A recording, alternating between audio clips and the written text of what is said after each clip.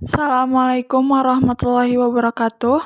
Perkenalkan, nama saya Siti Sara dari Prodi Ekonomi Syariah semester 2. Di sini saya akan membahas tentang filsafat ekonomi Islam. Sebelum kita membahas tentang apa itu filsafat ekonomi Islam, di sini saya akan memberitahu Anda sekalian tentang filsafat itu sendiri. Filsafat adalah disiplin ilmu yang berusaha memahami dan mengeksplorasi pertanyaan-pertanyaan mendasar tentang eksistensi, pengetahuan, moralitas, pikiran, dan bahasa. Tujuan filsafat sendiri itu untuk mencari jawaban yang logis dan rasional. Nah, filsafat juga terbagi menjadi 3. Yang pertama itu ada ontologi, yang kedua aksiologi, dan yang terakhir epistemologi. Nah, dari ontologi sendiri itu merupakan cabang filsafat yang mempelajari hakikat keberadaan. Sedangkan aksiologi mempelajari tentang nilai-nilai terhadap suatu ilmu. Dan yang terakhir itu epistemologi merupakan cabang filsafat yang mengkaji tentang teori pengetahuan yang berhubungan dengan hakikat dari ilmu pengetahuan. Nah, setelah mengetahui apa itu filsafat, di sini saya akan menjelaskan tentang apa itu filsafat ekonomi Islam. Nah, sebelum masuk pada pembahasan, saya ingin menjelaskan terlebih dahulu mengenai kemunculan ekonomi Islam dengan ekonomi kapitalis dan sosialis. Nah, bicara soal ekonomi kapitalis, sebagaimana telah kita ketahui bahwasannya pencetus utama ekonomi kapitalis itu sendiri adalah Adam Smith. Melalui karya fenomenalnya yang saat ini masih dipakai oleh para ekonom di seluruh dunia, di dalam bukunya yang berjudul The Wealth of Nations yang diterbitkan pada tahun 1776. Kemunculan kapitalisme ini adalah suatu upaya untuk menolak sistem ekonomi yang berlaku pada saat itu, di mana pada saat itu sedang diterapkannya sistem ekonomi merkantilisme. Buat yang belum tahu apa itu sistem ekonomi merkantilisme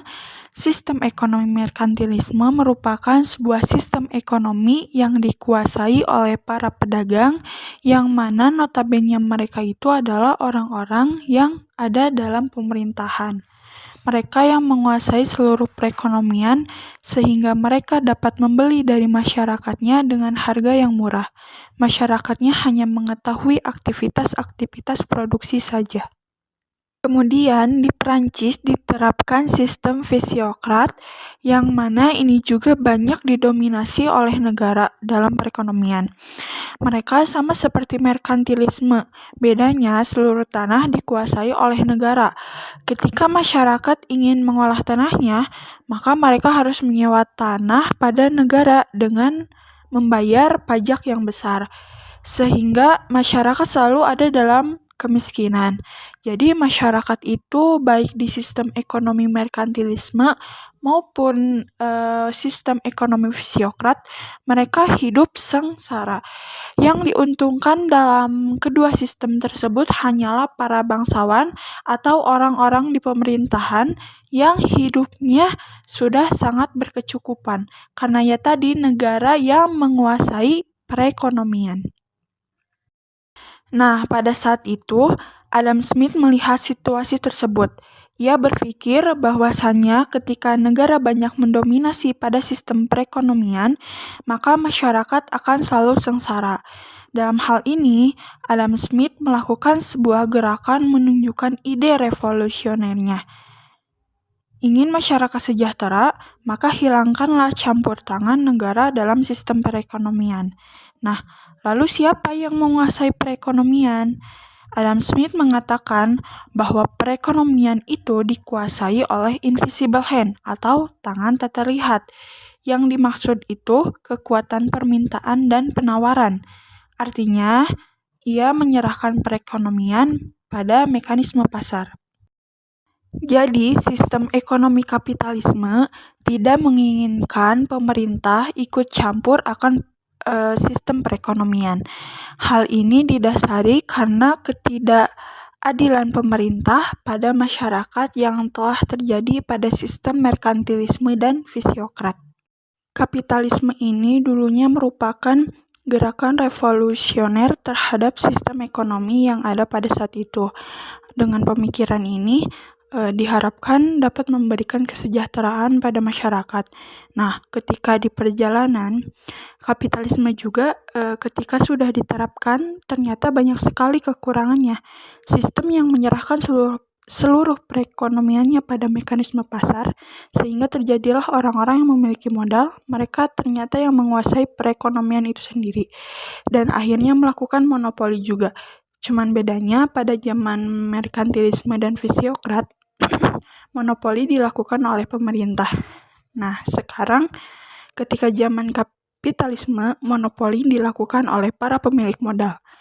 Nah, di sini sama-sama saja terjadi kesenjangan antara orang-orang kaya dan orang-orang miskin. Setelah sedikit membahas tentang sistem ekonomi barat, sekarang saya akan menjelaskan tentang filsafat ekonomi Islam itu sendiri. Ekonomi Islam muncul karena didasari oleh wahyu. Ketika Nabi Muhammad diutus sebagai Rasul, maka bukan hanya ajaran-ajaran tentang ibadah saja. Di sana juga ada ajaran-ajaran tentang muamalah, bagaimana hidup bermasyarakat sesama manusia, termasuk di dalamnya tentang ekonomi. Sistem ekonomi Islam tentunya didasari oleh Al-Quran yang merupakan wahyu dari Allah. Kemudian ada hadis yang merupakan perkataan Rasul yang dipadu oleh wahyu. Tentu dalam teknis operasionalnya melibatkan para ulama untuk mengeluarkan ijtihadnya masing-masing. Filsafat ekonomi Islam didasarkan pada tiga konsep. Yang pertama itu filsafat Tuhan, manusia, dan alam.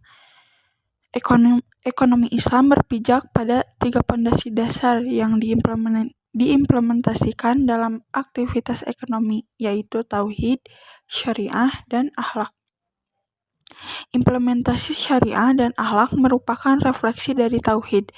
Landasan tauhid merupakan sesuatu yang daruri agar implementasi syariah dan akhlak tidak terganggu.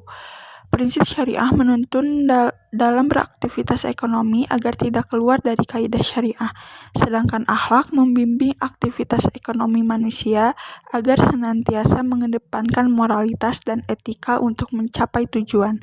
Akhlak yang terpancar dari iman akan membentuk integritas yang membentuk market disiplin yang baik.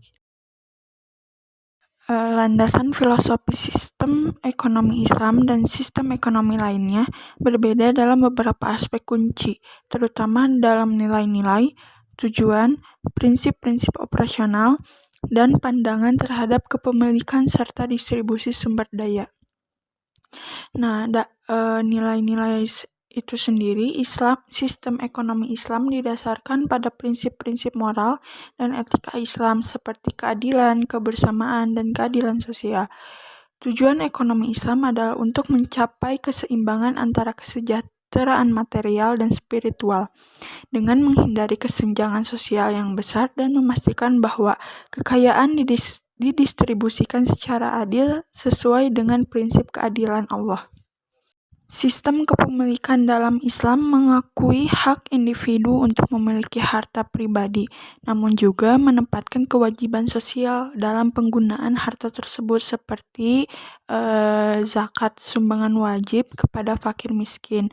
Sedangkan kepemilikan menurut kapitalisme sendiri itu mengakui hak kepemilikan pribadi dan mengandalkan mekanisme pasar untuk mengalokasikan sumber daya. Kekayaan dan modal biasanya dimiliki secara individu atau korporatif dengan tujuan untuk menghasilkan keuntungan pribadi. Dan Kepemilikan menurut sosialisme itu cenderung menganjurkan kepemilikan kolektif atau negara atas sumber daya strategis dan distribusi kekayaan yang lebih merata. Sistem ini mungkin melibatkan kontrol pemerintah yang lebih besar atas ekonom dan pembagian hasil produksi secara lebih adil. Prinsip utama ekonomi Islam meliputi larangan riba, keadilan dalam perdagangan, penghargaan terhadap kerja keras, dan pencegahan monopoli. Sistem ini juga mendorong inovasi dan pengembangan ekonomi yang berkelanjutan. Demikian materi yang bisa saya sampaikan. Mohon maaf bila ada kesalahan. Terima kasih. Semoga ilmunya bermanfaat. Wassalamualaikum warahmatullahi wabarakatuh.